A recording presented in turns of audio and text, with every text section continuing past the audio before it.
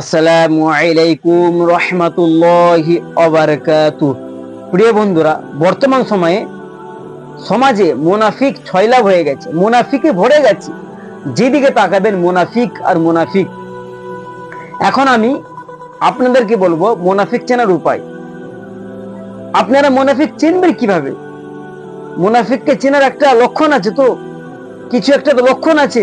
তা আপনি আমি মুনাফিক ব্যক্তিকে চিনবো কিভাবে?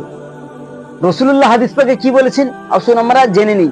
কিন্তু তার আগে আপনাদের কাছে আমার অনুরোধ, আপনারা আমার ভিডিওটি প্রথম থেকে শেষ পর্যন্ত পুরো দেখতে থাকুন। যদি আপনারা আমার ভিডিও স্কিপ করে দেন, যদি আমার ভিডিও পুরো না দেখেন, তাহলে মুনাফিক ব্যক্তি কারা আপনারা জানতে পারবেন না, চিনতে পারবেন না। যদি মুনাফিক জানতে চান, তাহলে আমার ভিডিওটি পুরো দেখতে থাকুন। আসুন হাদিস পাকে রাসূলুল্লাহ কি বলেছেন আপনি আমি জেনে নিই।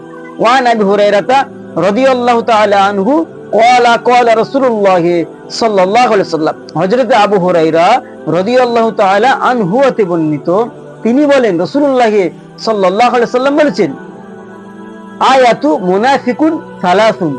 রাসূলুল্লাহ বলেছেন মুনাফিকের লক্ষণ, মুনাফিকের আদর্শ, মুনাফিককে চেনার তিনটি লক্ষণ আছে, তিনটি গুণ আছে। যদি এই তিনটি গুণ কারোর মধ্যে পাওয়া যায়, সেই ব্যক্তি মুনাফিক। ও ক্বালা রাসূলুল্লাহ সাল্লাল্লাহু আলাইহি ওয়াসাল্লাম, রাসূলুল্লাহ আরো বললেন, ওয়াইন সাল্লা, যদি কোনো ব্যক্তি নামাজ পড়ে, ও সামা, যদি কোনো ব্যক্তি রোজা রাখে, ও জামা আন্নাহু মুসলিমুন, যদি কোনো ব্যক্তি নিজেকে মুসলমান বলে দাবি করে। ধরুন কোনো ব্যক্তি বলছে আমি নামাজি, আমি রোজা রাখি, আমি মুসলমান।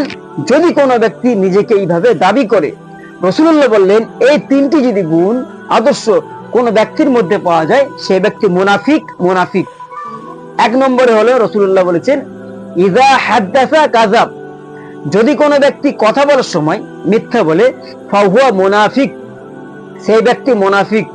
ওয়া ইযা ওয়াদা আখলাফা, যদি কোনো ব্যক্তি ওয়াদা করে, ধরুন আপনার কাছে কোনো ব্যক্তি ওয়াদা করেছে আমি অমুক দিনে অমুক জিনিসটি আপনাকে দেবো বা আদায় করব, যদি সেই ব্যক্তি ওয়াদা অঙ্গীকার খেলাফ করে, রাসূলুল্লাহ বললেন ফাহুয়া মুনাফিক, সেই ব্যক্তি মুনাফিক। তিন নাম্বার হলো ওয়াইজা তুমিনা খান, যদি কোনো ব্যক্তি আমানতের খেয়ানত করে। আমানত মানে হচ্ছে দায়িত্বশীল, দায়িত্ববান। যদি কোনো ব্যক্তি আমানতের খেয়ানত করে, ফাহুয়া মুনাফিক, সেই ব্যক্তি মুনাফিক। আমানত বলতে ধরুন আপনি কোনো ব্যক্তিকে বললেন, ভাই আমি আপনাকে এই কথাটা বলছি, এটা আমার পার্সোনাল কথা, সিক্রেট কথা, গোপন কথা, আপনি এই কথা কাউকে বলবেন না। যদি কোনো ব্যক্তি আপনাকে এরকম আমানত দিয়ে থাকে, যদি আপনি সেই কথাবার্তা অন্য ব্যক্তিকে বলে দেন, তাহলে আপনি আমানতের খেয়ানত করলেন, আপনি মুনাফিক। রাহুল মুসলিম, রাহুল বুখারী, বুখারী মুসলিম শরীফের হাদিস। আল্লাহ তাআলা আপনাকে আমাকে আমাদের সকলকে মুনাফিক থেকে বাঁচার তৌফিক দান করুক এবং আমালে সলিহা করার তৌফিক দান করুক। আসসালামু আলাইকুম রহমাতুল্লাহি ওয়া বারাকাতুহু।